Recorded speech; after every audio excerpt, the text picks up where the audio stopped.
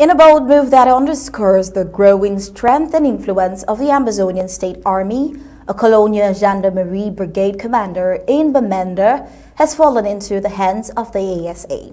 The commander was apprehended on Thursday, August 15, 2024, during a routine patrol by the Amazonian State Army forces in the Fawn Street neighborhood of Bamenda, the chief town of the Federal Republic of Amazonia. Now, following the capture, a video emerged on social media showing the commander in custody. In the footage, he is seated in front of two well-armed Amazonian State Army members.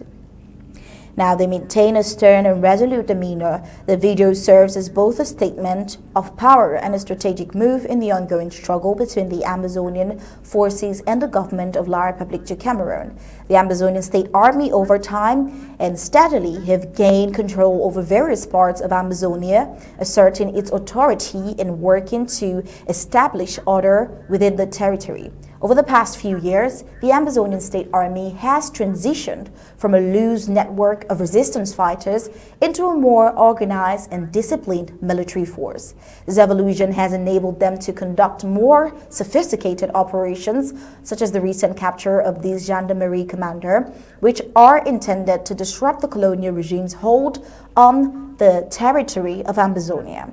The capture of the brigade commander is not just a symbolic victory, but a tactical one as well. In a defiant response to the extortion and exploitation suffered by Amazonians at the hands of La République du Cameroun forces, the Amazonian State Army has demanded highlights the ASA strategy of using captured colonial officials and military personnel as leverage to fund the war efforts. While the conflict between Amazonia and La République du Cameroun has escalated into a full-scale war, something that could have been avoided, rooted in deep-seated grievances and a struggle for self-determination that La République seems to have denied the southern Cameroon's Amazonia.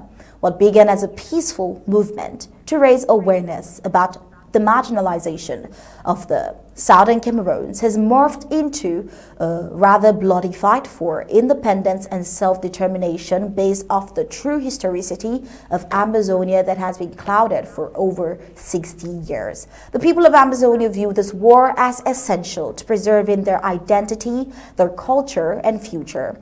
Under the leadership of President Paul Biya, La République has been accused of systematic repression and exploitation of Amazonian's region, annexation in its correct term, fueling resentment and the ongoing resistance against the colonial forces.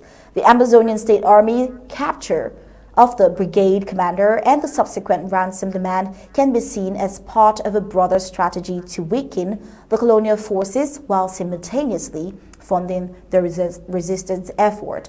While as the Amazonian State Army continues to assert their authority, it is also working to bring order and governance to Amazonian territories. The establishment of patrols, checkpoints, and military operations has not only challenged the presence of colonial forces, but also has provided a semblance of security to the local population. But then it is still a war zone. In areas under the Amazonian State Army's control, they have taken on roles traditionally held by the colonial institutions, such as administering justice, providing security, and supporting local governance structures.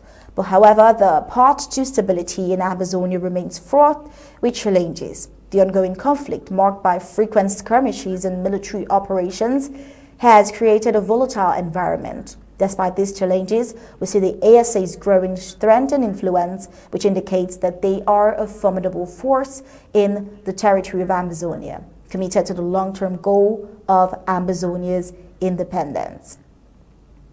Well, we'll move on to the next report as we talk about this colonial forces trying to connive in with the ADF, the pseudo-liberation forces, to extort Amazonians.